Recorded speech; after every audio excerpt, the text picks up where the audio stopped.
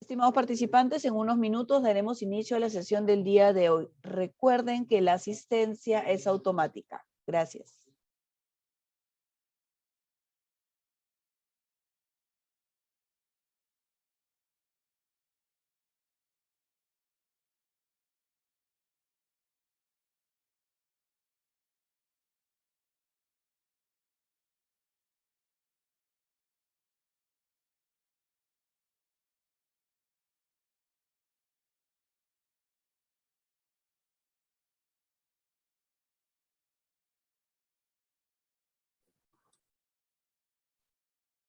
Estimados participantes, la Escuela Nacional del INDECOPI agradece su presencia y les desea muy buenas tardes. Es un placer dirigirme a ustedes y poder darles la más cordial bienvenida a la videoconferencia del día de hoy, titulada sobre la Ley de Control de Concentraciones. Les saluda Mabeli Zarzaburu Rodríguez, directora de la Escuela Nacional de Defensa de la Competencia y de la Propiedad Intelectual. A través de esta videoconferencia, que está dirigida a la ciudadanía en general, la Escuela Nacional del INDECOPI busca clarificar el ámbito de aplicación de la Ley 31.112, así como el procedimiento para las solicitudes tanto a nivel administrativo como a nivel analítico. En esta ocasión nos acompañan dos ponentes. Nos acompaña la señorita Claudia Luyo Rodríguez, quien es abogada por la Pontificia Universidad Católica del Perú y cuenta con el grado de EMS Master of Sciences en regulación por la London School of Economics and Political Science.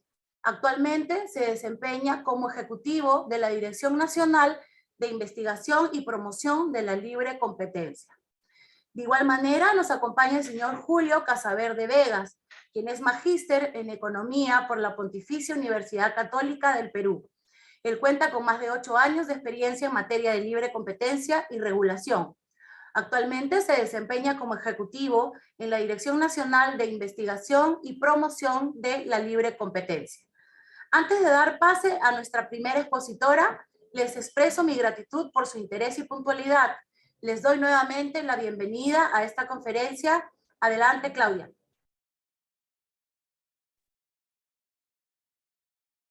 Listo, muchas gracias, Mabel. Buenas tardes a todos. Voy a comenzar a compartir la presentación del lado legal para comenzar de una vez a exponer. Por favor, ¿me podrían confirmar que ahí se puede ver la presentación? Se ve perfecto, Claudia. Muchas gracias. Bueno, en cuanto a los aspectos legales, vamos a dividir esta presentación en dos apartados referidos a la jurisdicción, es decir, el ámbito de aplicación de la ley de concentraciones y las modalidades en cuanto a los tipos de operación de concentración que se pueden llevar a cabo. Dentro de la jurisdicción vamos a hablar de dos aspectos fundamentales, que uno se trata de la transferencia de control o de un poder de mercado, y el segundo, los efectos en el territorio nacional. O sea, así se divide un poco la presentación. El tema de umbrales lo va a desarrollar posteriormente mi compañero Julio Casaverde en el lado económico. Comencemos pues con la jurisdicción. En cuanto al cambio de control, tenemos que la jurisdicción define a una operación de concentración como el paso de un elemento importante que es el control. Este control se define como una influencia decisiva y continua sobre la estrategia competitiva de un agente económico. Es decir, se tiene este poder de decidir de manera continua sobre la estrategia que va a adoptar un agente en el mercado. Ahora, aquí hay muchos elementos, por ejemplo, el elemento de agente económico. De acuerdo con la ley, un agente económico es aquel persona natural, persona jurídica o entidad que participa de un mercado, que realiza actividades económicas. Aquí hemos puesto un ejemplo básico de modificación o cambio de control. Como pueden ver, hay 3 escenarios: antes, con la operación y luego de la operación. Antes de la operación existen 2 accionistas, accionista A y accionista B, que tienen un porcentaje de participación de 50% en la empresa alfa. La operación consiste en la transferencia del 50% de acciones que posee A al accionista B. Después de la operación, el accionista B obtiene este 50%, teniendo un total de 100% de la empresa alfa. ¿Eso qué quiere decir? Que el control que poseía en un inicio empresa o accionista A ha sido transferido al accionista B. Eso es una transferencia de control y eso es lo que está regulado en la norma. Ahora bien, seguimos con la siguiente diapositiva. Existen diferentes tipos o modalidades de control. Vamos a describir cada una de ellas con un ejemplo. Entre las modalidades de control encontramos el control directo e indirecto. El control directo es como el ejemplo anterior. Empresa B posee 50% en empresa alfa. Y el control indirecto es esta misma empresa B, que a su vez posee una empresa Z, que a su vez tiene el 100% de alfa. Como vemos en este ejemplo, empresa B no necesariamente tiene las acciones de empresa alfa, sino que a través de empresa Z logra controlar a empresa alfa. Ahora bien, tenemos el control de jure o control de facto. El control de jure es un control que se ejerce en virtud de cualquier instrumento legal. Esto puede ser un contrato, puede ser la tenencia de acciones, propiedad sobre los activos de la empresa B. En este caso, la empresa B posee 50% de la empresa alfa. Y con ello, imaginemos que en la empresa alfa las decisiones se toman con el 50%. Estamos hablando de decisiones sobre la estrategia competitiva, por supuesto. Entonces, en este caso, empresa B ejerce un control de jure, dado que en virtud del instrumento legal que le ha otorgado las acciones, puede ejercer este control sobre empresa alfa. El control de facto, por otro lado, es una toma de decisiones permitida o un control permitido de modo histórico. ¿Qué quiere decir ello? Que se observa que en la toma de decisiones que se han adoptado hasta el momento, por ciertas razones, por ejemplo, ausencia de otros socios, o por ejemplo que otras acciones tengan, digamos, representantes que están más, accionistas, perdón, que están más interesados en invertir y obtener simplemente ganancias monetarias de sus acciones y no tanto involucrarse en la gestión de la empresa. Históricamente, empresa B siempre toma las decisiones, a pesar de tener el 30%. Evidentemente, en estos casos se necesitará un ámbito probatorio que pueda expresamente señalarse y evidenciarse que se posee un control de facto. Ahora, control conjunto, control exclusivo. En este primer ejemplo, el accionista A y el accionista B ambos tienen 50% y ejercen el control conjunto de empresa alfa. ¿Por qué? Porque se necesita de ambas empresas para tomar las decisiones sobre empresa alfa. Igualmente, en el caso, por ejemplo, de que un accionista tenga 60 y otro 40, sin embargo, el de 60 no pueda adoptar decisiones sin el que posea 40, empresa alfa también se encontrará controlada de manera conjunta por accionista A y accionista B. ¿Qué es un control exclusivo? Un control exclusivo lo posee una empresa que puede tomar decisiones con su única voluntad. Es decir, no requiere de otra empresa ni de ningún otro permiso o no se encuentra restringida por ningún derecho de veto para poder adoptar decisiones. En este caso, el ejemplo más simple es accionista B, que posee el 100% de acciones de empresa alfa. Luego tenemos el control positivo o negativo. El control positivo se refiere específicamente a acciones positivas, es decir, a un hacer. El accionista A posee el 90% de derechos de voto y con eso puede controlar las acciones que va a tomar empresa alfa. Perdón, aquí debería ser el segundo ejemplo, control negativo. Accionista B posee el 10% de acciones, y con ello no puede adoptar ninguna decisión para empresa alfa. Sin embargo, posee derechos de veto que tienen un impacto sobre la estrategia competitiva. Es decir, si otros accionistas quieren tomar una decisión sobre la estrategia competitiva, con este 10% él es capaz de bloquearlo, porque tiene otro tipo de derechos que en este caso los hemos llamado derechos de veto, derechos de bloquear una decisión sobre empresa alfa. Con ello tendría un control negativo, un control de no hacer. Ahora bien, un grupo económico. Es importante considerar que que el control va a determinar quiénes son parte de un grupo económico. Las personas que forman, las entidades en todo caso económicas que forman parte de un grupo económico son una empresa, las empresas que esta empresa controle, las empresas que la controlen y las empresas controladas por sus controladoras. Aquí hemos puesto un ejemplo.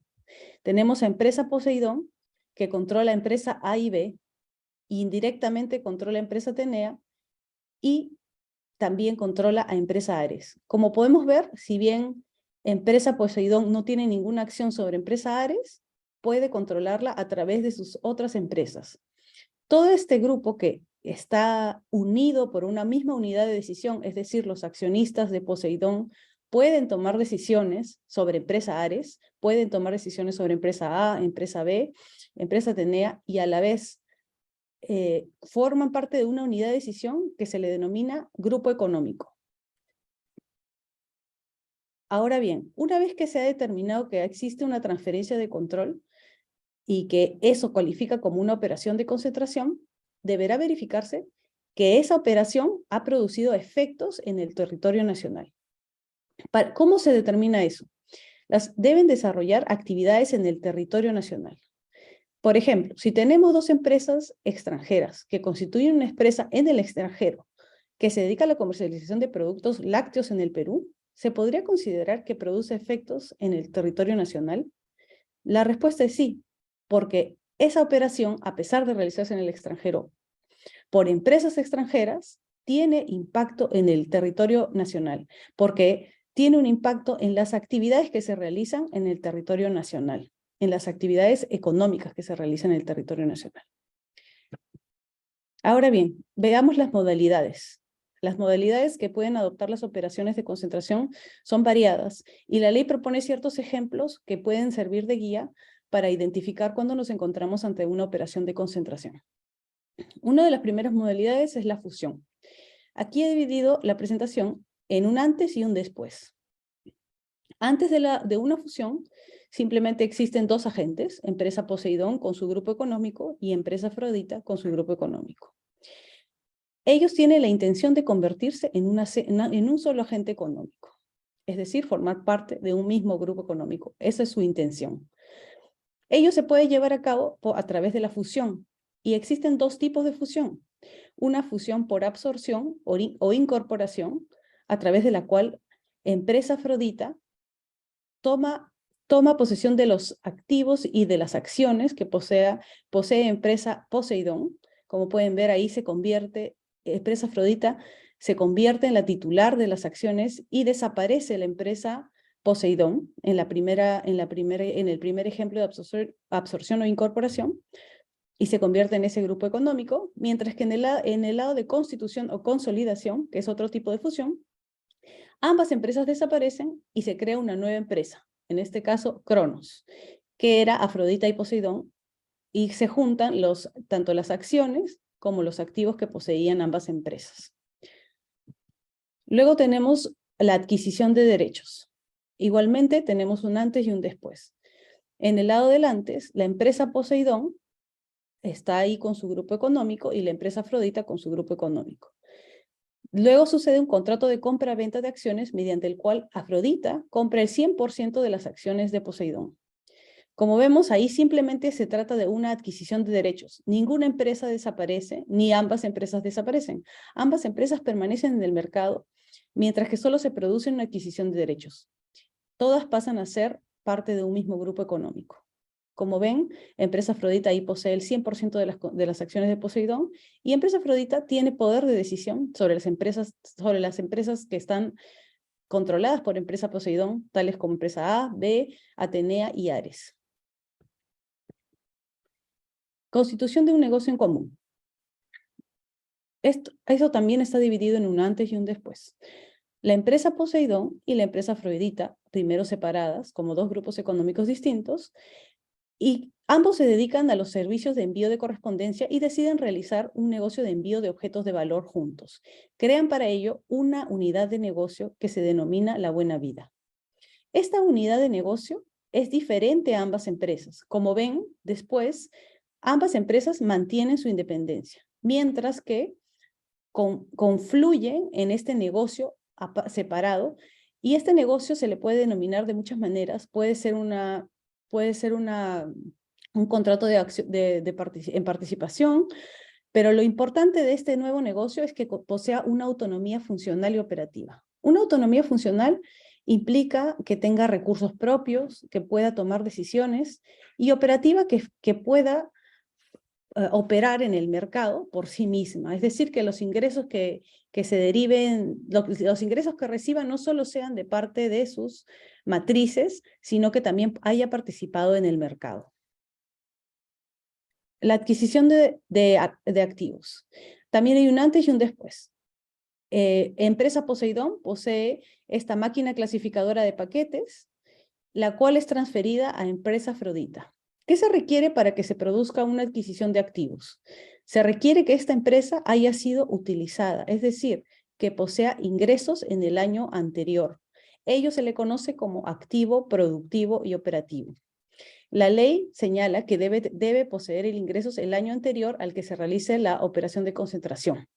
En esos casos, la transferencia de Empresa Poseidón a Empresa Afrodita se constituirá como una transferencia de activo productivo operativo.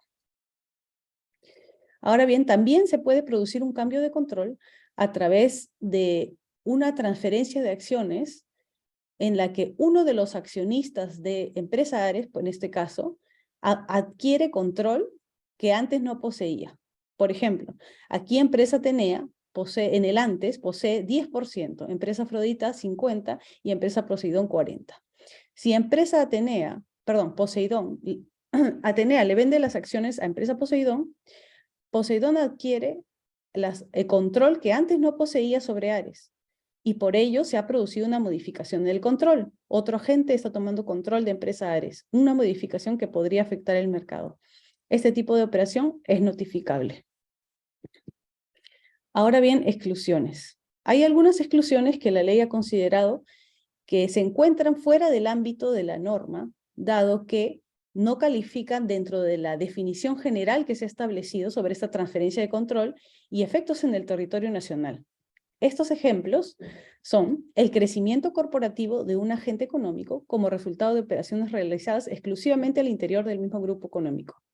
¿Esto qué quiere decir? Por ejemplo, si se realiza una inversión por parte de un agente económico que está dentro del mismo grupo económico y esto no modifica la estructura de mercado de otros agentes económicos, no se necesitará notificar. ¿Por qué? Porque no se ha producido un cambio de control entre agentes económicos independientes que participen en el mercado.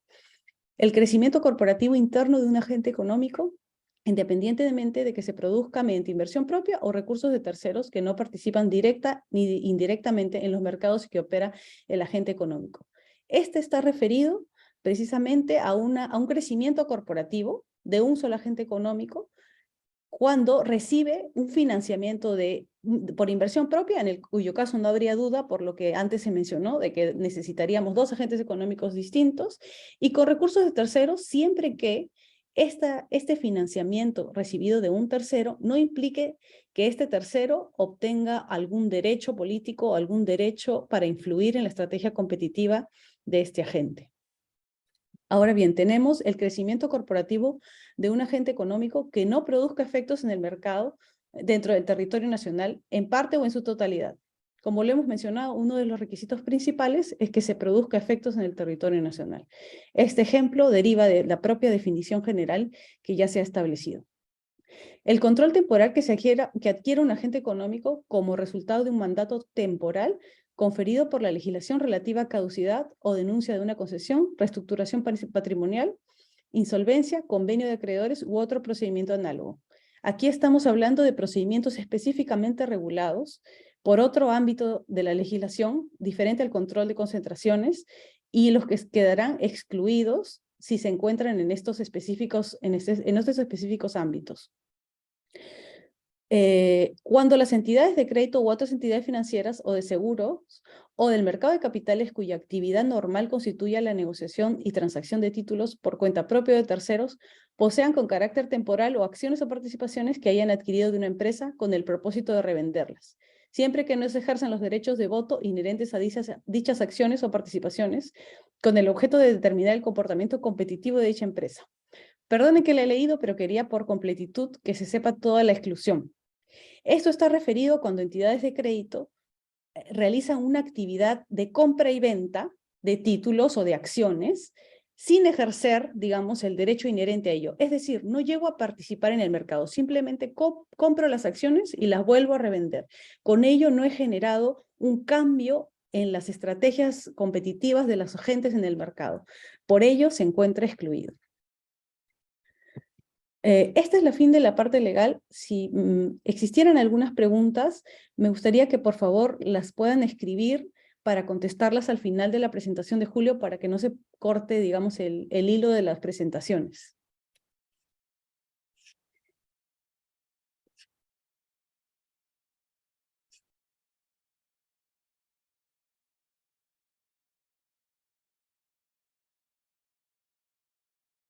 Me parece que hay una mano levantada.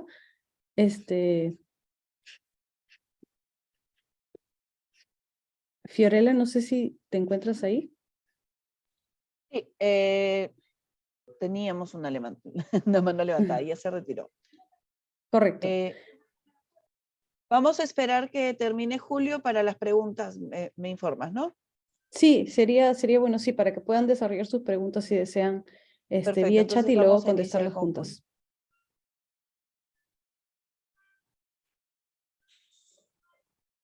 Fiorella, ¿podrías proyectar mi presentación, por favor? Bien, gracias. Buenas tardes con todos. Espero se encuentren bien. Antes de pasar propiamente a la presentación, sí quisiera hacer una pequeña introducción. El objetivo de la presentación es hacer una explicación más o menos sencilla de cómo es que el Indecopi realiza el análisis económico frente a una solicitud de concentración empresarial. Como bien explicó Claudia en su presentación, esta operación de concentración empresarial se entiende como una operación que ocurre entre dos o más empresas en un mismo mercado que pasan a formar una sola entidad o pasan a estar bajo el control de una misma entidad. Ahora bien, ¿por qué resulta relevante que el Indecopi analice este tipo de operaciones y decida si se aprueban o no? Esto es así porque una operación de concentración empresarial puede generar, un cambio en la estructura del mercado. Este cambio en la estructura del mercado puede ser tal que la entidad resultante de esta operación de concentración tenga el suficiente poder de mercado para que, no solo para que unilateralmente pueda, por ejemplo, subir precios, reducir cantidades o desmejorar la calidad de los productos, sino también porque tendría la capacidad o podría tener la capacidad de restringir la competencia en el mercado. Bien, dos ejemplos rápidos como para irnos empapando un poco del tema. Hasta el año 98, en el Perú, había una vívida competencia entre las marcas Coca-Cola e Inca-Kola. En el año 99, cuando Coca-Cola se cansó de competir con Inca-Kola, decide comprar aproximadamente el 50% de las acciones de la empresa que en ese entonces era dueña, de la marca Inca-Kola. Entonces, lo que generó eso es que desde el 99 en adelante, con la compra de Coca-Cola e Inca-Kola, sea una sola entidad la que tenga el control de estos dos productos, que antes eran competidores y ahora forman parte de un mismo dueño, ¿correcto? Otro ejemplo que es bastante común sobre este tipo de operaciones es, por ejemplo, lo que pasó a través de los años con Bacus. Bacus fue comprando en el tiempo cervecerías independientes regionales a lo largo del Perú hasta llegar a concentrar casi todo el mercado de las cervezas, ¿no? Entonces, esos ejemplos son ejemplos de operaciones de concentración empresarial. Perdón. Entonces, rápidamente, siguiente, por favor. ¿Qué es lo que vamos a ver? ¿Qué es lo que vamos a ver a continuación? Lo primero que vamos a ver son los umbrales de notificación. Cómo es que nosotros analizamos los umbrales de notificación. Y posteriormente a ello vamos a analizar vamos a explicar cómo es que se analizan los dos principales tipos de operaciones que vemos nosotros en Indecopi, que son las operaciones de concentración horizontal y las operaciones de concentración vertical. Siguiente, por favor. Umbrales. ¿Qué son los umbrales? Los umbrales no son otra cosa que los límites que me definen si mi operación de concentración es notificable o no ante Indecopi. ¿Qué quiere decir esto? Quiere decir que no todas las operaciones de concentración tienen que ser analizadas por Indecopi. Para ello, tienen que alcanzar y superar dos tipos de umbrales, umbrales individuales y umbrales conjuntos. A ver, ¿qué hay que tener en cuenta? ¿Qué hay que tener en cuenta respecto a los umbrales? Número uno, que hay dos umbrales. Hay un umbral individual y un umbral conjunto. Y ambos tienen que superarse. Y número dos, que hay dos criterios para analizar los umbrales. El criterio de los ingresos brutos y el criterio de los activos. Entonces, ¿pero cuáles son los umbrales? ¿Qué son los umbrales? Primero, el umbral individual es equivalente a 18,000 UITs. ¿Qué quiere decir eso? Que al menos dos empresas que participan en la operación de concentración tienen que superar individualmente este umbral de 18,000 UITs, ya sea por sus ingresos o ya sea por sus activos. Y el segundo umbral, que es equivalente a 118,000 UITs, quiere decir que la suma, ya sea de los ingresos o de los activos de las empresas que participan en la operación de concentración, tienen que superar este umbral conjunto de 118,000 UITs. Para verlo de forma más clara, mejor pasemos a un par de ejemplos. Siguiente diapositiva, por favor. A ver, en este ejemplo tenemos tres cosas importantes. Tenemos los datos sobre la fecha de notificación de la operación o la fecha en la que se lleva a cabo la operación. Tenemos los datos de las empresas sobre sus ingresos en millones de dólares y los datos de las empresas sobre sus activos contables en millones de dólares. Bien, entonces, veamos primero, ¿cuándo es la fecha de notificación? Según esta información, la fecha de notificación fue el 10 de diciembre del 2021. ¿Por qué es importante para nosotros y para las empresas saber cuándo se lleva a cabo la operación, cuándo se notifica? Porque la fecha sirve de punto de referencia para el cálculo de los umbrales. ¿Por qué esto es así? Porque si la operación ocurre en el 2021, el punto de referencia son los estados financieros del año anterior, es decir, del 2020. Y de esa misma forma, el cálculo de los umbrales se realiza considerando la UIT vigente ese año 2020, no el año de la notificación, sino el año compatible con los estados financieros. Entonces, veamos rápidamente. Si esta operación se notifica el 10 de diciembre del 2021, mi punto de referencia debe ser el 2020. Con esa base, yo debería considerar la UIT del año 2020, que fue 4,300, ¿no? Entonces, con eso defino cuál es mi umbral individual. Los 4,300 que vale la UIT por las 18,000 UITs que vale mi umbral individual. Con eso tengo que mi umbral individual es 77.4 millones de soles. Eso es lo que debería yo pasar con mis empresas individualmente para que la operación sea notificable como primer requisito. El segundo requisito es el umbral conjunto. Haciendo la misma operación, sabemos que el umbral conjunto es de 507.4 millones de soles. Ahora veamos los datos. Los datos están en millones de dólares. Esto es bastante relevante. De hecho, es bastante relevante porque es muy común que las empresas nos consulten sobre este aspecto, porque es muy común que las empresas registren sus ingresos y reporten sus estados financieros en dólares y no en soles. La normativa establece que para hacer la transformación de dólares a soles se debería de utilizar el tipo de cambio de venta promedio de los 12 meses anteriores a la fecha de notificación. Entonces, en este caso, si la notificación fue en diciembre del 2021, el tipo de cambio promedio debe calcularse entre los meses de diciembre del 2020 y noviembre del 2021, que para efectos prácticos es 3.85. Con estos datos en mente, lo que observan ustedes en el cuadro de la derecha no es otra cosa que la información ya sistematizada sobre el ejemplo que les estoy dando. Y observarán que el cuadro tiene dos bloques. Tiene un bloque de ingresos y tiene un bloque de activos.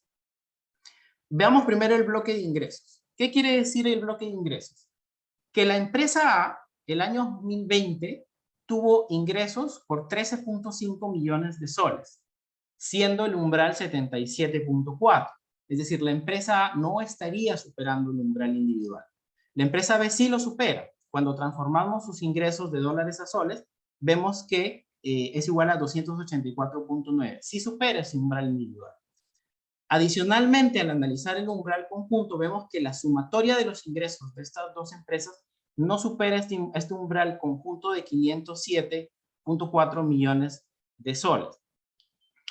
Lo que vemos aquí es que de saque, el criterio de ingresos no es superado para efectos de notificación. Entonces, lo siguiente que se debería hacer es analizar el criterio de activos.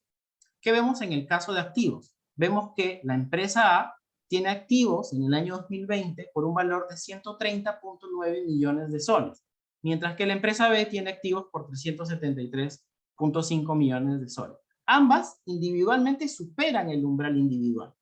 Sin embargo, cuando se realiza la sumatoria de los activos de ambas empresas, se obtiene que es igual a 504.4, que está por debajo del umbral conjunto, que es igual a 507.4. ¿Qué quiere decir eso? ¿Cuál sería la conclusión en este caso? La conclusión en este caso es que bajo ninguno de los dos criterios se superan ambos individuales. Recuerden que es requisito que se superen ambos individuales. Bajo ninguno de estos dos criterios se estarían superando los umbrales. Entonces, esta operación no necesariamente es notificable ante INDECOPI. Siguiente, por favor. Veamos este segundo ejemplo. Igual que en el caso anterior, tenemos datos sobre un par de empresas, tenemos datos sobre sus ingresos, tenemos datos sobre sus activos, ¿no? Y tenemos datos sobre el momento en el que fue efectuada la notificación. Nuevamente, 31 de diciembre del 2021. Mi punto de referencia va a ser el año 2020. Necesito los estados financieros del año 2020 y calcularlo como mi punto de comparación va a ser la UIT del año 2020. ¿Correcto? Entonces, veamos cuáles son los... Empecemos por los activos primero. Veamos cuáles son los activos de la empresa A. La empresa A tiene un valor de activo de 320 millones de soles. Supera el umbral individual. La empresa B tiene activos por 130 millones de soles. Supera el umbral individual. Sin embargo, la sumatoria de los activos de ambas empresas es igual a 450 millones de soles. No supera el umbral conjunto.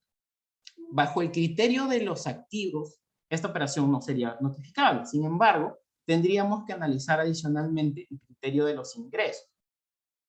¿Qué vemos en este caso? Vemos que la empresa A tiene ingresos por 382 millones de soles, la empresa B ingresos por 130 millones de soles, y tienen una suma de ingresos de 512 millones de soles.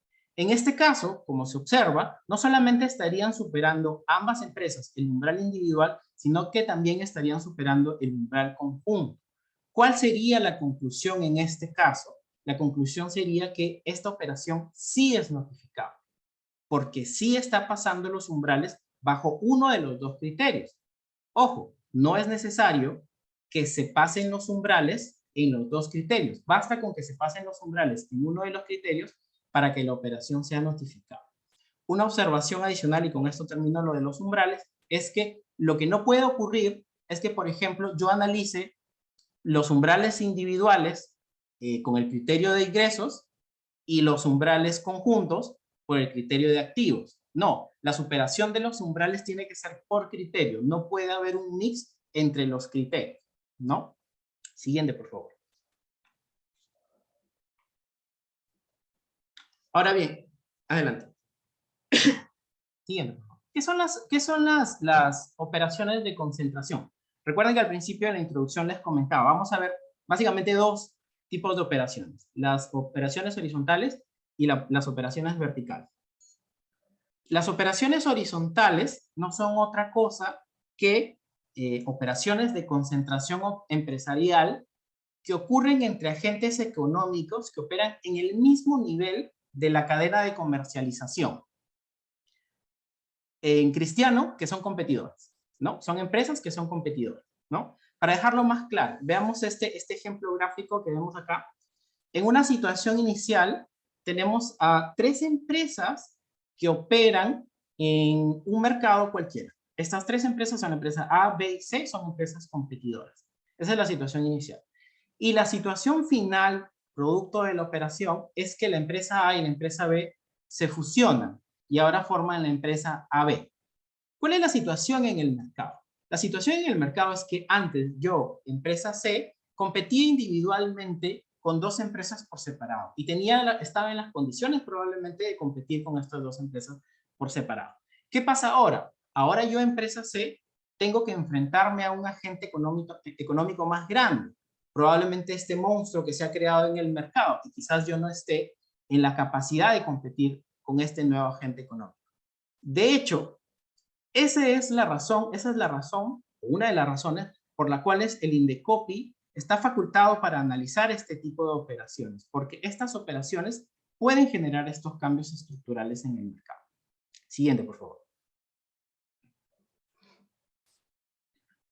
Entonces, ¿qué es lo que hacemos nosotros para identificar si las operaciones de concentración generan riesgos en la competencia? Si estos cambios estructurales que ocurren en el mercado generan riesgos en la competencia. Entonces, el primer paso que tenemos que tomar es hacer una definición del mercado. Tenemos que identificar cuál es el mercado que puede estarse viendo afectado producto de esta operación de concentración.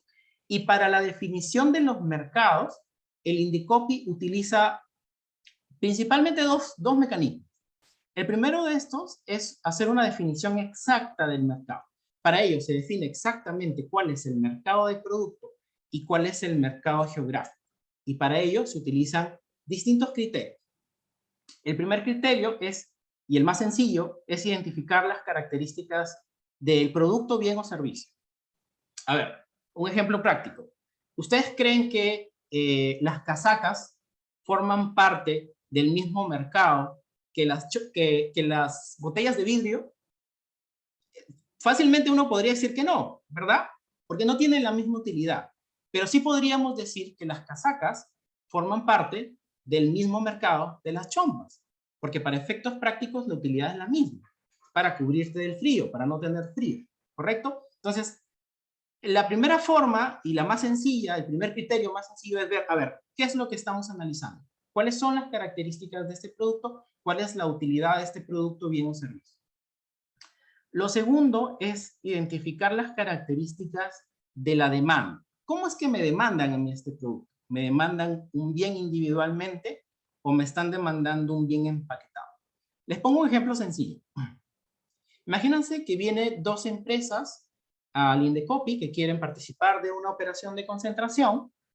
Ambas empresas se dedican a la venta de maquinaria utilizada en la construcción de carreteras.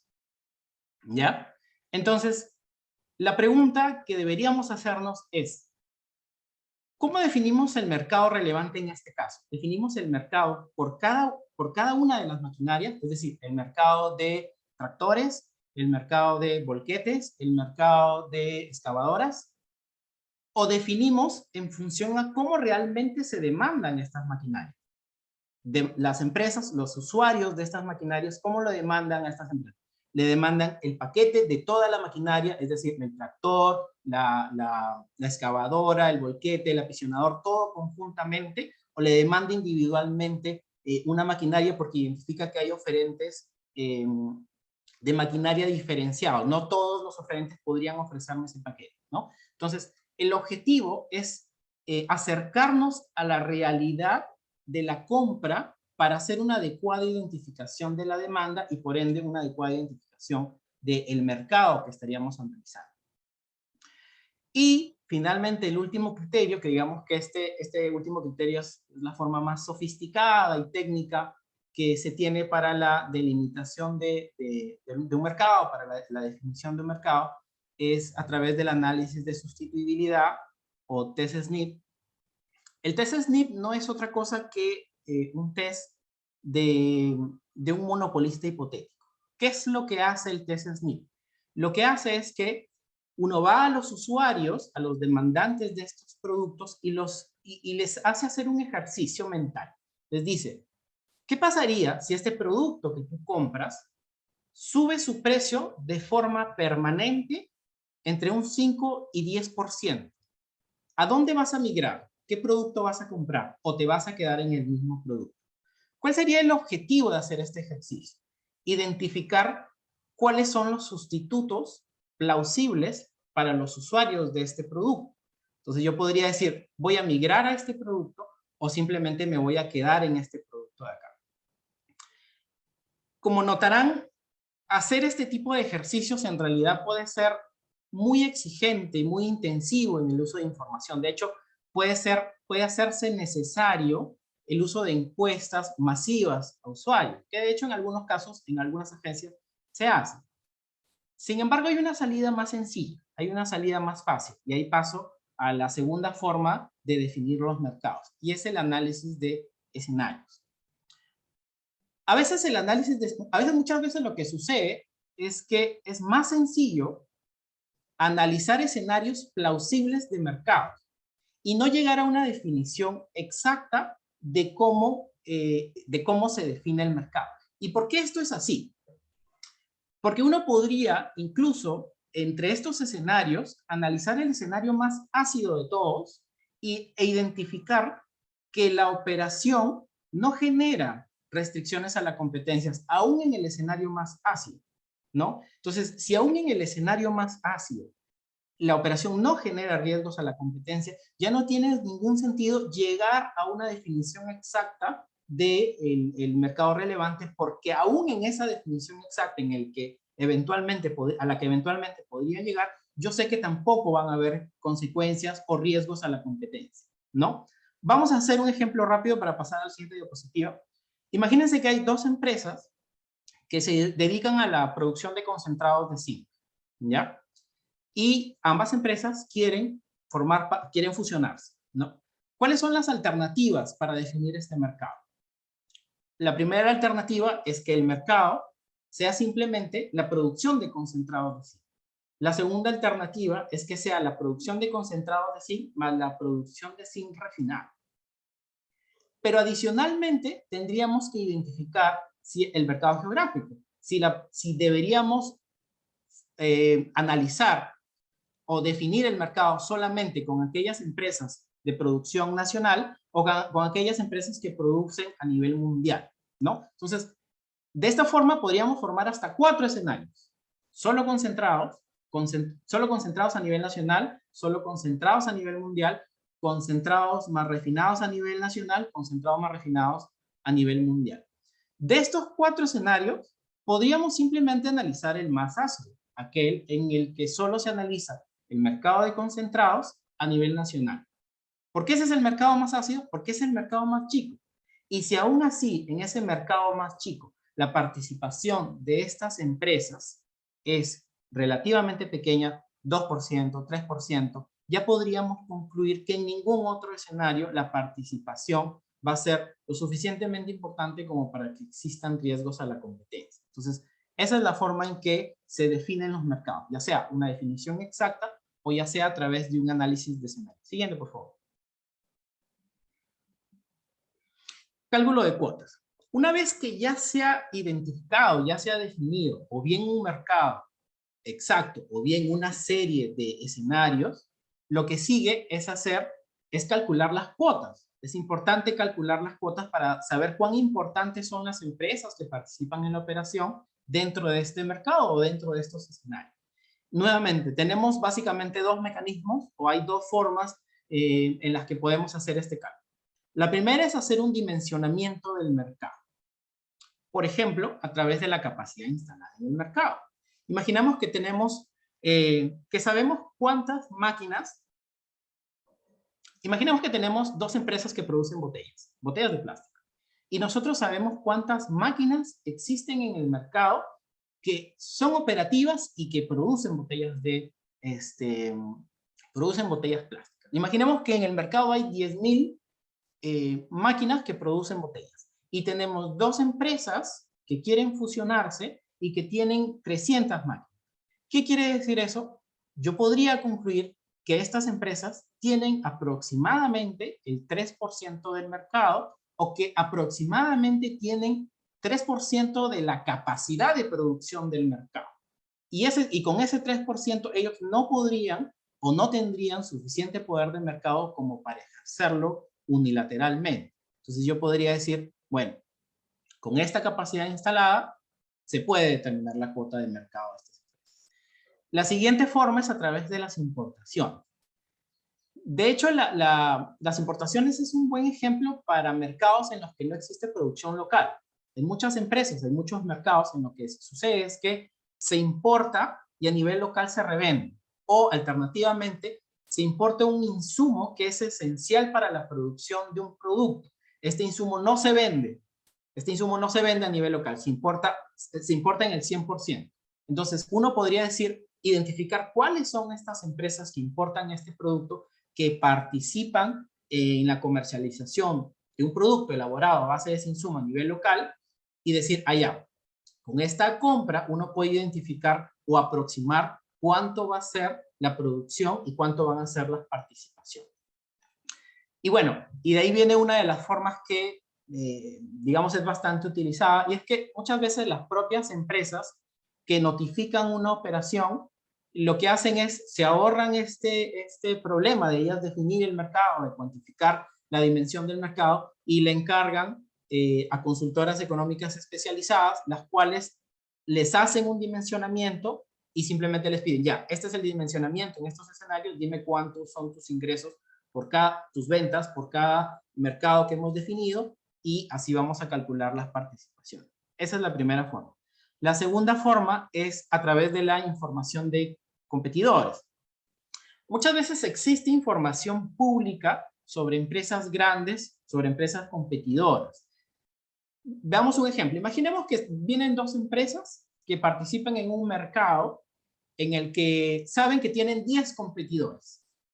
Pero de esos 10 competidores, hay 3 que son muy importantes, que son grandes y son tan grandes que reportan anualmente en sus memorias anuales cuántos son sus ventas, detalladas, desagregadas. Entonces, estas 2 empresas podrían hacer el siguiente ejercicio. Yo sé que hay 10 empresas en el mercado, pero voy a analizar solamente las 3 más grandes. Y con estas 3 más grandes, más la suma de mis ingresos, dimensiono un mercado de 5 empresas. Y si en ese mercado mi participación es pequeña, lógicamente, cuando incluya a las otras empresas, podría decir que mi participación es aún más pequeña. Entonces, me basta con analizar la información pública para yo concluir de que mi participación es pequeña, pero no solamente eso.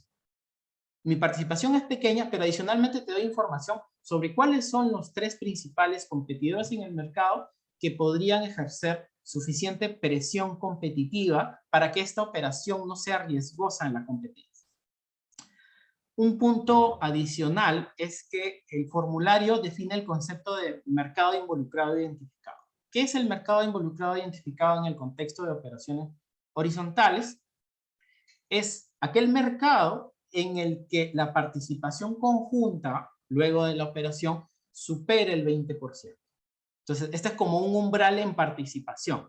Cuando se supera el 20%, las empresas, el formulario, exige que se entregue información más detallada, más desagregada sobre ese mercado en el que se supera este 20%. Información sobre competidores, sobre capacidad de producción, etcétera, etcétera. Siguiente, por favor. ¿Cuáles son los riesgos que se podrían encontrar en estas operaciones de concentración a nivel horizontal? Principalmente son 2 tipos de riesgos.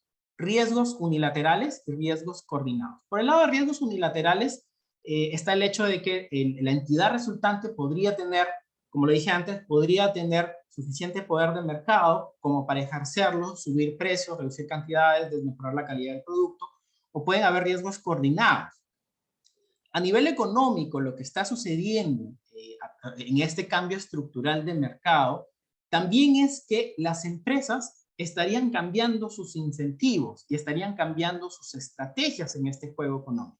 Porque imagínense un mercado en el que existen 3 empresas y la primera se compra a la tercera. Entonces van a quedar 2 empresas. De un mercado oligopólico pasamos a tener un mercado duopólico, ¿no? Entonces las estrategias de un mercado duopólico pueden ser distintas a las estrategias de un mercado oligopólico. Los incentivos pueden cambiar. De hecho, ahora tenemos solamente 2 empresas en el mercado y la segunda podría decir simplemente, bueno, de ahora en adelante yo me transformo en un seguidor. Dejo que esta empresa sea la líder y ahora yo soy un seguidor. Y si ella sube el precio, yo subo el precio detrás de ella y ya no voy a guerrear en el mercado, yo no voy a hacer una guerra de precios. Esa es una alternativa.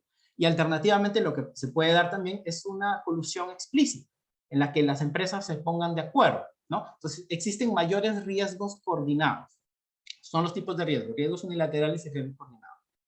Bien, pero ¿qué dicen algunas de las guías de jurisdicciones extranjeras como la del FTC, DOJ y la de la FN de Chile? Es que hay ciertas situaciones en el mercado que podría caracterizar la operación de concentración como menos riesgosa. Bien, para ello se plantean 3 situaciones en función a las características del mercado. Un mercado puede ser desconcentrado, un mercado puede ser moderadamente concentrado y un mercado puede ser finalmente concentrado. ¿Cómo se determina si un mercado es desconcentrado, moderadamente concentrado o concentrado? A través del índice HHI, ¿no? ¿Qué mide el índice HHI? El índice HHI mide la sumatoria de las participaciones de las empresas al cuadrado, ¿sí? Bajo esa lógica, imagínense un mercado en el que solamente hay un jugador, hay un monopolista. El monopolista tiene el 100% del mercado. ¿Cuál sería el HHI en esa situación? 10.000, ¿verdad? Porque es 100 al cuadrado, 10.000. Entonces, esa es la cota superior. El límite superior es que el HHI sea de 10.000. Y el límite superior ocurre cuando el mercado es más competitivo, cuando hay muchas empresas que tienen pocas participaciones de mercado. Entonces, en esa situación, el mercado es desconcentrado y los valores se van a acercar más bien al límite inferior, que es 0. Por eso, como ustedes observan en la diapositiva, están definidos estos 3 rangos entre 0 y 1.500, entre 1.500 y 2.500, y por encima de los 2.500 para definir si los mercados son desconcentrados, moderadamente concentrados o altamente concentrados. Ahora bien, ¿cómo se realiza el análisis? El análisis se realiza de la siguiente forma. Por ejemplo, si tu operación encaja dentro del primer supuesto, es decir, que luego de la operación de concentración, el HHI sigue siendo menor a 1.500, es decir, que el mercado es desconcentrado, tu operación es menos riesgosa con respecto a generar riesgos a la competencia. En el segundo escenario, cuando el nivel de concentración es moderado, lo que yo esperaría es que tu operación genere una variación en el HHI menor a 200. Y en el tercer escenario, cuando el mercado es concentrado, yo esperaría que para que la operación sea menos riesgosa, la variación en el HHI sea menor a 100. Esos son los 3 escenarios en los que yo podría decir, ya, esta operación genera pocos riesgos en el mercado, ¿no? ¿Cuál es el detalle con esto? Que muchas veces no se tiene la información de las participaciones de todas las empresas. Solamente se tiene la información de la participación de las empresas que participan en la operación de concentración. Entonces, si no se tiene la información de la participación de las empresas, no se puede calcular el HHI propiamente, pero teniendo la participación de las empresas, lo que sí se puede calcular es la variación en el HHI. Y si alguna vez les preguntaron si en su vida iban a utilizar el binomio cuadrado perfecto, pues en este caso lo van a utilizar. ¿Por qué? Porque no es otra cosa que 2 veces la multiplicación de las participaciones. Recuerden que este es un ejercicio de elevar al cuadrado participación, ¿correcto? Bien, entonces la variación se puede calcular. La variación del HHI se puede calcular.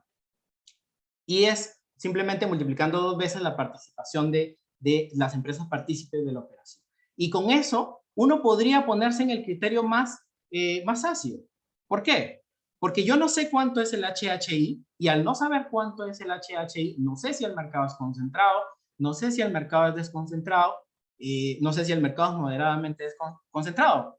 Pero lo que sí puedo saber es que si el HHI, la variación en el HHI es menor a 100, incluso en el escenario más ácido, la operación no genera consecuencias, no genera riesgo, genera menores riesgos, perdón, ¿no? Entonces, si la variación en el HHI es menor a 100, la operación no estaría generando riesgo. Siguiente, por favor.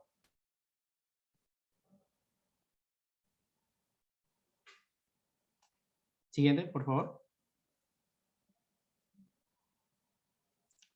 Bien, veamos un par de ejemplos rápidos.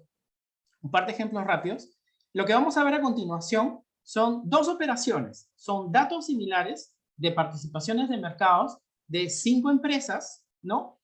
Pero una operación de concentración distinta dependiendo de cada caso. En el primer caso tenemos a la empresa A, B, C y D, pero quienes participan de la fusión son las empresas C y D, la tercera y la cuarta. Y en el segundo caso, quienes participan de la fusión son las empresas A y B, la primera y la segunda. Lo primero que tienen que tomar en cuenta en este ejercicio es que ninguna de las operaciones encaja en los criterios vistos previamente. Si se dan cuenta, el HHI inicial es de 1962, es decir, está por encima del 1500. No es un mercado desconcentrado, es un mercado moderadamente concentrado. ¿Y qué esperaríamos de una operación de ese tipo? Que el HHI sea menor a 200. Perdón, que la variación del HHI sea menor a 200. Pero ¿qué es lo que encontramos en el primer ejercicio?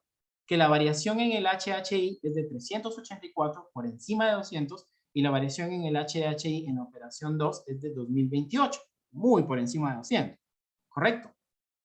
Sin embargo, la pregunta es, si ustedes tuvieran que decidir cuál de las 2 operaciones es menos riesgosa, obviamente decidieran por la operación 1, ¿correcto? Si bien no se encuentra dentro de los supuestos previamente mencionados, lo que sí podríamos decir de la operación es que pese a que la participación se incrementa considerablemente y el HIHI está por encima de 200, la empresa resultante no resulta ser la líder en el mercado. Y de hecho tiene 2 empresas adicionales que podrían ejercer suficiente presión competitiva, nuevamente, como para que la empresa resultante, la entidad resultante, no tenga la capacidad de ejercer su poder de mercado. O sea, estas 2 empresas disciplinan, las otras 2 empresas que no forman parte de la operación, disciplinan el mercado, ¿no? ¿Qué pasa en el caso 2? En el caso 2 no ocurre eso. En el caso 2 lo que ocurre es que la primera se está comprando a la segunda y está pasando a tener más de la mitad del mercado. Y probablemente la empresa C y la empresa D, con una participación de 16 y 12%, no ejerzan la suficiente presión competitiva como para que la entidad resultante sea capaz de unilateralmente subir precios, ¿correcto? Entonces, adicionalmente a los criterios vistos anteriormente, también lo que se analiza en Indecopy es la presión competitiva que existe en el mercado y la capacidad de los otros competidores de disciplinar el mismo. Siguiente, por favor. Ahora, lo siguiente son las operaciones de concentración vertical. ¿Qué son las operaciones de concentración vertical? Son operaciones que ocurren, a diferencia del caso anterior, entre agentes económicos que se encuentran en diferentes niveles de la cadena de comercialización y que son o tienen la capacidad de tener una relación proveedor-cliente, ¿no? ¿Por qué analizamos este tipo de operaciones? Creo que es un poco más sencillo entender a nivel horizontal por qué es que se analizan estas operaciones de concentración horizontal, porque se podría llegar al punto en el que una empresa tiene suficiente poder de mercado, tiene gran poder de mercado, o le podría dar una posición privilegiada en el mercado. Pero ¿por qué se analizan también este tipo de operaciones a nivel vertical? Se analizan por la siguiente razón. Vamos a ver estos dos escenarios. El primer escenario es en el que hay una empresa A, que es la que provee de insumos a la empresa X, a la empresa Y y a la empresa Z. Y en el otro lado, en el escenario 2, lo que vemos es que hay varias empresas, la empresa A, B y C, que proveen de insumos a la empresa Y, pero que proveen de insumos y son competidores. Ojo. ¿Cuál es la diferencia en estos dos escenarios? La diferencia es quién tiene más poder de mercado en su respectiva parte de la cadena de comercialización. En el primer escenario, lo que observamos es que la empresa A es la que tiene una posición de dominio aguas arriba. Y en el segundo escenario, lo que observamos es que la empresa Y tiene una posición de dominio aguas abajo. ¿Qué quiere decir eso? Que la empresa A es el proveedor más importante en su mercado y que en el escenario 2, lo que observamos es que la empresa Y es el cliente más importante en su mercado. ¿Cuáles serían los riesgos que podríamos analizar en este tipo de operación? ¿Qué pasaría, por ejemplo, si la empresa Y en el escenario 1, qué pasaría si la empresa Y en el escenario 1 decidiera comprar a la empresa A? ¿Cuáles creen que serían los riesgos de esa operación? Los riesgos de esa operación podrían ser de que ahora, como yo soy dueño de la empresa A, podría decidir dejar de venderles a la empresa X y a la empresa Z. ¿Por qué? Porque así los desabastezco de insumos a mis competidores. Mi intención es acaparar el mercado de la empresa Y para sacar del juego a la empresa X y a la empresa Z. En el segundo escenario, ¿qué pasa si la empresa B decide comprar a la empresa Y? ¿Cuál sería el riesgo en este caso? El riesgo en este caso sería que ahora, como yo soy dueño de la empresa Y, quiero eliminar la competencia de A y de C y hago que Y ya no le compre más ni a A ni a C, ¿no? Entonces solamente voy a ser yo el único proveedor de insumos a esta empresa, que es el único cliente en el mercado. El primer escenario se le conoce como cierre de mercado de insumos y en el segundo escenario se le conoce como cierre de mercado de clientes. ¿Cómo se analizan estos escenarios? ¿Cómo se realiza el análisis en este caso? Siguiente, por favor.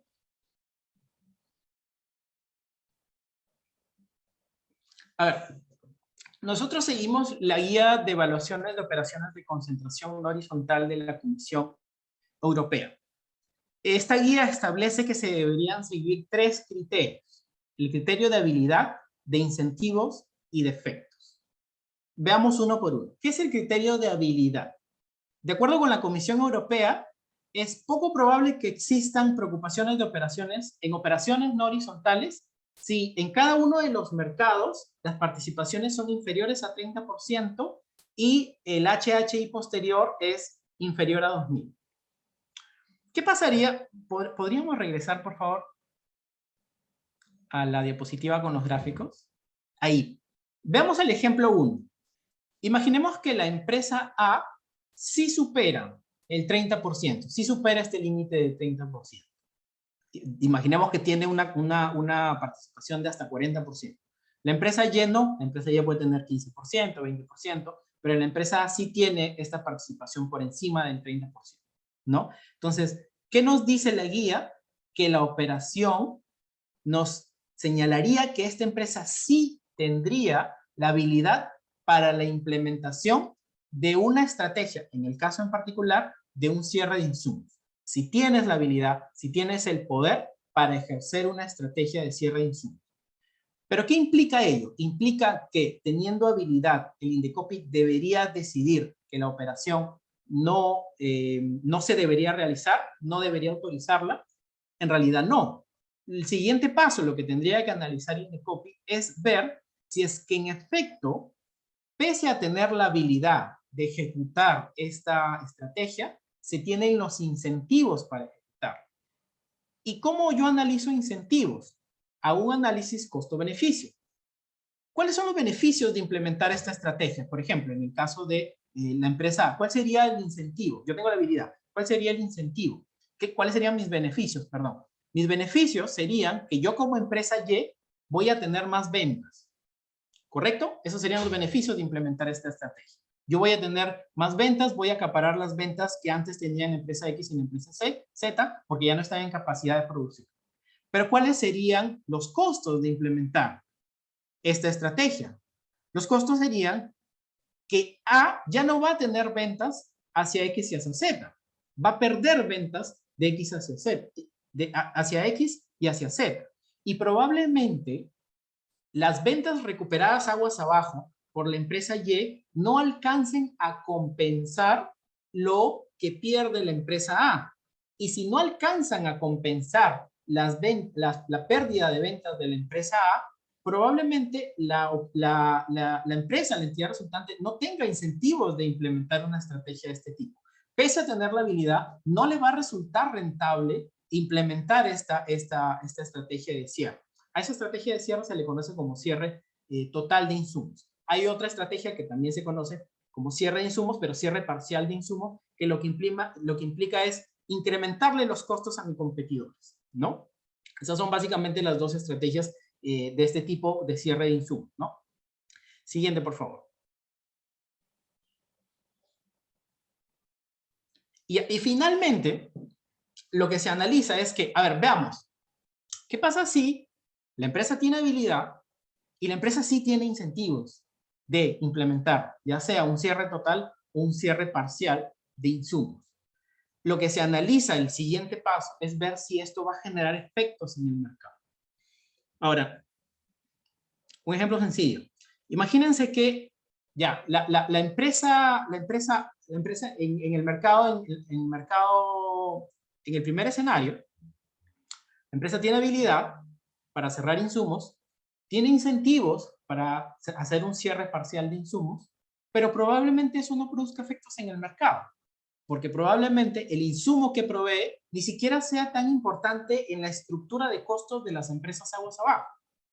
¿Entienden? Entonces, finalmente, los precios de los productos aguas abajo ni siquiera se van a ver afectados porque este insumo representa muy poco en la estructura de costos y pueden asumirlo, ¿no? Entonces, puede que no existan efectos en el mercado. Entonces, en ese lugar, en ese escenario, pese a que las empresas tienen habilidad, pese a que las empresas tienen el incentivo, la práctica, la estrategia de cierre de insumos o de cierre de clientes no va a tener efectos prácticos en el mercado. Y en ese caso, nuevamente, la operación no pasaría por una desautorización. Probablemente se autorice también, ¿no? Entonces, esta es la forma en la que, bueno, a grandes rasgos, analizamos este tipo de operaciones en el mercado peruano. Veo que tienen muchas preguntas en el chat, no he tenido la oportunidad de verlo, vamos a verlas. Y si alguna me corresponde a mí, gustoso en responderla. Con esto terminaría mi exposición. Muchas gracias.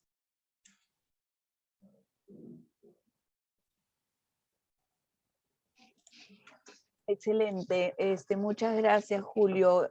Tenemos acá unas preguntas para Claudia y para ti. Voy a comenzar con las primeras para Claudia. Claudia, no sé si estás por ahí. Sí, por supuesto. Aquí están preguntando cómo es en el caso de los consorcios. ¿Cómo el es el tema legal, supongo, ¿no? Sí. El caso de los consorcios es un tema que tiene que definirse con Proinversión. Entiendo de que tu pregunta va dirigida a entender si es que un contrato de consorcio configura una operación de concentración. En estos casos tendrá que evaluarse por el lado de la dirección qué tanta permanencia, o sea, vocación de permanencia posee este tipo de contratos, pero el tema de temporalidad de cuándo se presenta este tipo de contratos de consorcio y cuáles son los efectos, tiene que definirse de la mano con Proinversión. De momento hay algunos casos en los que Proinversión ha señalado que es cuando se ha ya, digamos, encontrado, o sea, ha habido un ganador en un consorcio, en una licitación, pero es un tema que todavía está pendiente de definirse con Proinversión. También yo vi algunas preguntas que están en el chat, no sé si esas son las que estamos leyendo en este momento. Sí, aquí hay otra, dice, ¿cuántas operaciones han sido aprobadas bajo la ley 31.112 hasta el momento? Son Ahí 15. sí, 15, exacto. La respuesta es 15 operaciones de concentración. Y Veo, ahí hay sí, otra pregunta que es, ¿las asociaciones de consumidores están legitimadas para interponer denuncia por control de concentraciones? ahí quizá vale la pena referirse un poco al tipo de procedimiento ante el que nos encontramos. Mientras que en el caso de conductas anticompetitivas, ¿no? Cárteles, se trata de procedimientos sancionatorios, nuestro procedimiento es un procedimiento de autorización. ¿Qué quiere decir ello? Que las empresas vienen con sus solicitudes diciéndonos, miren, voy a realizar este tipo de operación de concentración y quisiera que por favor me autorices a realizarlo. Por supuesto, existe una facultad de oficio de la dirección de investigar operaciones de concentración que se han producido en el mercado y que no han sido notificadas, con lo cual se consideran las necesarias medidas correctivas. Es también cierto que cualquier tercero, incluyendo a las asociaciones de consumidores, pueden informar a la dirección si se ha llevado a cabo uno de este tipo de operaciones y que active ese el mecanismo de revisión de oficio de parte de la dirección. De hecho, nosotros continuamos siempre monitoreando las operaciones que se realizan en el mercado para poder saber si es que alguna de ellas necesita ser notificada. Perfecto. Aquí hay una para Julio. Cuando una empresa se une a otra empresa y crean una empresa, ¿solo se fijan por el ingreso bruto? Buena pregunta. No necesariamente. No necesariamente es una alternativa es una alternativa preferente considerar las ventas efectivas, ¿no? Yo les había puesto un ejemplo en el que podríamos determinarlo en función a la capacidad de producción, ¿correcto? Pero en realidad la capacidad de producción no es la capacidad, no es la ejecución efectiva de la producción, ¿no? Por razones distintas en el mercado, uno no podría tener maquinaria ociosa. Entonces, resultaría más adecuado calcular cuáles son los ingresos por ventas en el mercado que se ha identificado. Por lo general, utilizamos un promedio de 3 años, de ventas de los últimos 3 años. Listo, aquí hay otra. ¿Las empresas que se fusionan deben ser del mismo rubro? No necesariamente. No necesariamente. De hecho, ahí es que entran a tallar las operaciones verticales, ¿no? O hay un caso que no lo he planteado en la presentación, que es las operaciones de concentración por conglomerado, que son empresas que no son competidoras y tampoco se encuentran dentro de la misma cadena de comercialización, ¿no? Son empresas que forman parte de un conglomerado.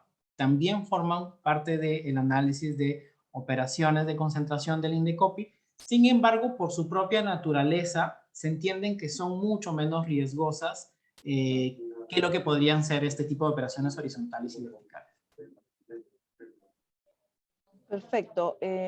Aquí la siguiente. Un mercado concentrado, ¿qué riesgo genera en el desarrollo económico, social y político de nuestro país? Una pregunta muy filosófica, muy profunda.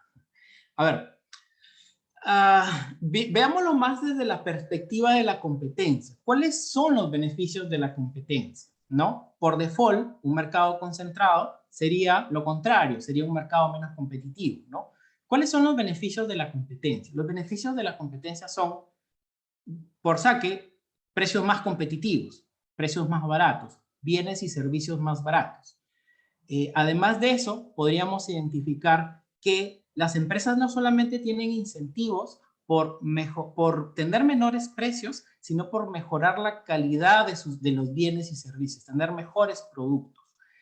Adicionalmente, tendrían incentivos para ser más innovadores, para diferenciar su producto dentro del mercado, ¿no? Entonces, todos esos productos, todos esos estos casos redundan consecuentemente en el bienestar de los consumidores.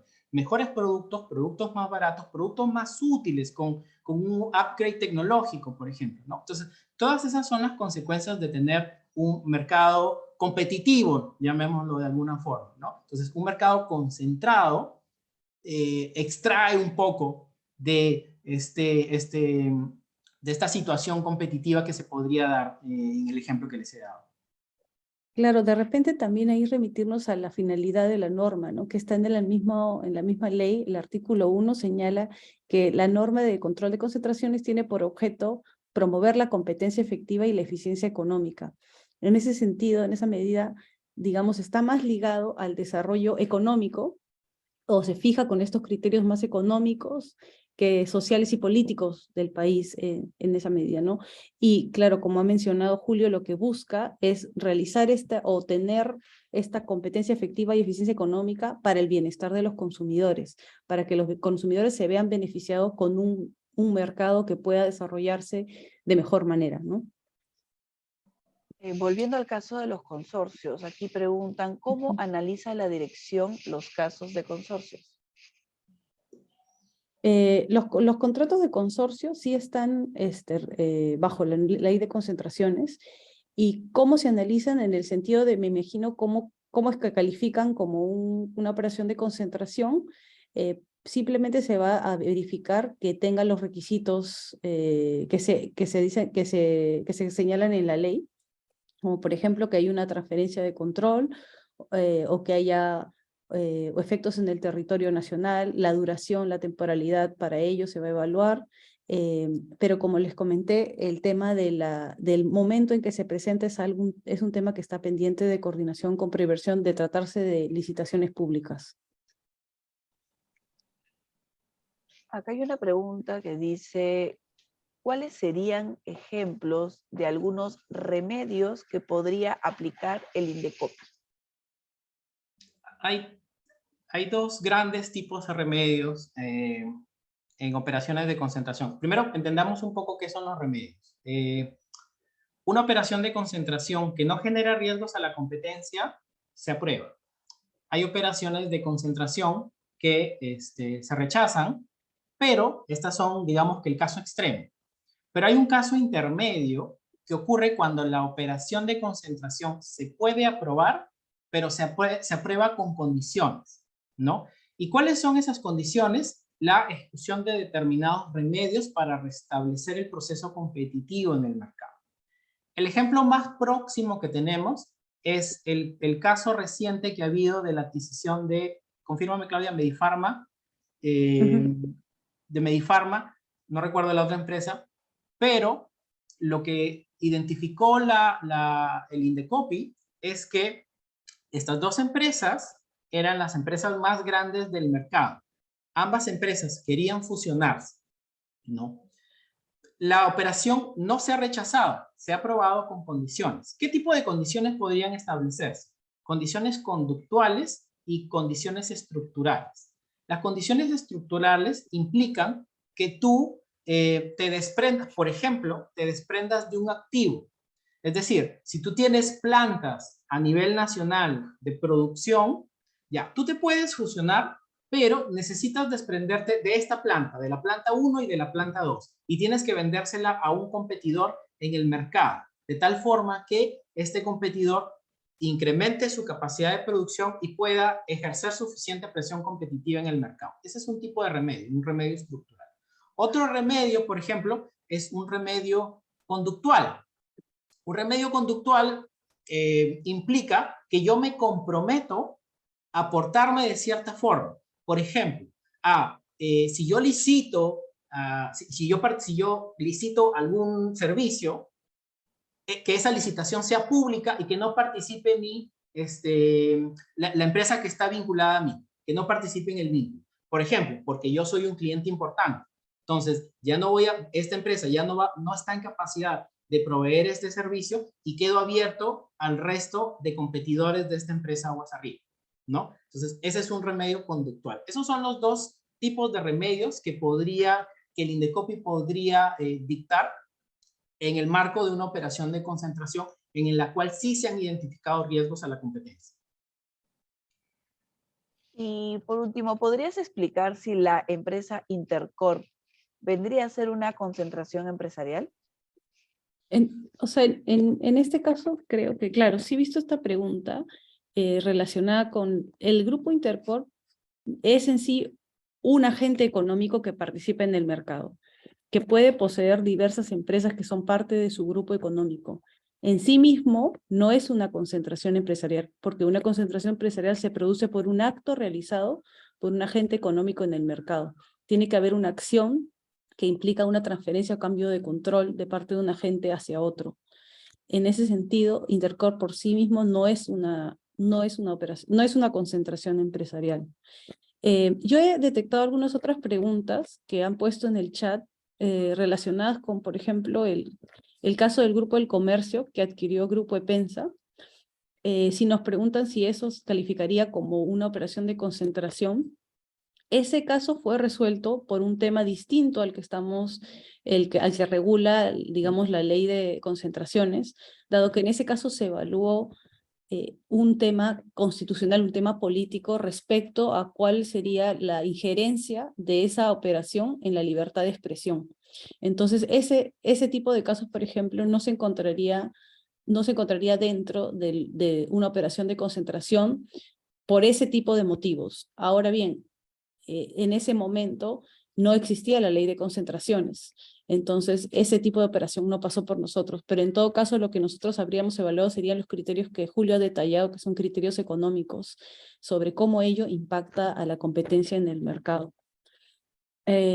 Asimismo, creo que tengo una pregunta que de repente la podría también resolver Julio, que es cómo se sabe cuál es el porcentaje que una empresa posee en el mercado, cómo se determina la participación de una empresa en el mercado. Ok, ¿recuerdan la parte de la exposición en la que les decía, lo que hacemos nosotros es, primero, dimensionamos el mercado, ¿no? A través de la capacidad de producción, a través de las importaciones o a través de consultorías económicas. Se dimensiona ese mercado.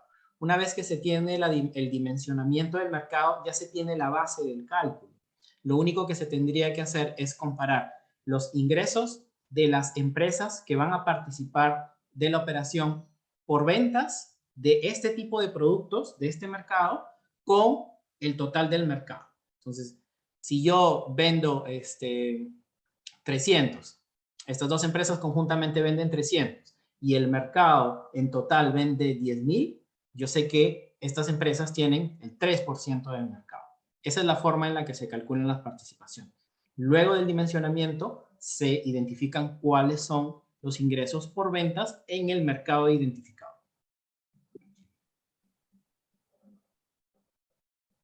Genial. Veo otra pregunta referida a la información que obtenemos durante el procedimiento y que existe de repente asimetría de la información de nuestro lado y también cómo evitar la subjetividad en el análisis de operaciones de concentración. Básicamente nosotros tratamos de obtener información de diversas fuentes con el objetivo de contrastarla y determinar cuál es la verdadera o la más creíble versión sobre lo que sucede en el mercado. No sé si Julio... Sí, de acuerdo, totalmente de acuerdo. De hecho no es una cuestión de solo nosotros recibimos información y lo pasamos como una mesa de partes, sino que nosotros también replicamos la información y realizamos un propio análisis. De hecho, algo que es muy común es que las empresas nos planteen su idea sobre lo que es el mercado, sobre lo que es su participación, y nosotros vemos si utilizamos, si este es un buen insumo, si es una información adecuada, o nosotros recopilamos información por nuestra cuenta. Y si esa información no existe, nuestra ley nos faculta a salir al mercado e investigar más. Podemos hacer encuestas. De hecho, en muchos de los casos que han venido, en muchas de las solicitudes que han venido, nosotros como Indecopi hemos salido al mercado a hacer encuestas, a recopilar información y tener esta información más detallada y digamos, más plausible si consideramos que la información, como dice la pregunta, puede ser un poco subjetiva o digamos que hasta sesgada, no quiero decir sesgada, pero imaginemos que hasta puede estar sesgada, porque las empresas tendrían el incentivo de decir, yo tengo poca participación en el mercado, mi operación no va a generar riesgos, etcétera, ¿no? nuestra función es verificar que la información sea fidedigna y sea creíble y que, bueno, tenga un respaldo técnico, ¿no? Claro, en ese sentido, ¿cuáles son los retos pendientes para nosotros? De todas maneras, desarrollar herramientas y tecnologías que permitan obtener información en menos tiempo y más, digamos, que requiera menos procesamiento de nuestro lado. Eso también podría ser un reto, ¿no? Luego está una pregunta, ¿cómo se consideraría la empresa Licorp en el mercado concentrado en el país, dado que básicamente fijan precios en el mercado, lo cual no lo hace competitivo? Bueno, como hemos detallado anteriormente, este sería un tipo de control de actos que se desarrollan en el mercado por agentes, ¿no? Este tema de fijación de precios altos, entiendo, no está prohibida la fijación de un precio alto, digamos así. Lo que está prohibido, pero que no es parte del ámbito de control de concentraciones, es el abuso de la posición de dominio que podría tener en una empresa en el mercado, ¿no? Y ahí ya nos remitimos al decreto legislativo 1034 que regula todo este tipo de conductas, pero eso sí no estaría dentro del ámbito de fusiones. Creo que esa es la última pregunta que veo en el chat. Perfecto, muchas gracias. Queremos agradecer a nuestros ponentes del día de hoy y a todos los participantes por su excelente participación. En el chat en este momento se está enviando un enlace para que puedan responder a una breve encuesta. Muchas gracias a todos. Buenas tardes. Buenas tardes. Gracias. Buenas tardes, muchas gracias.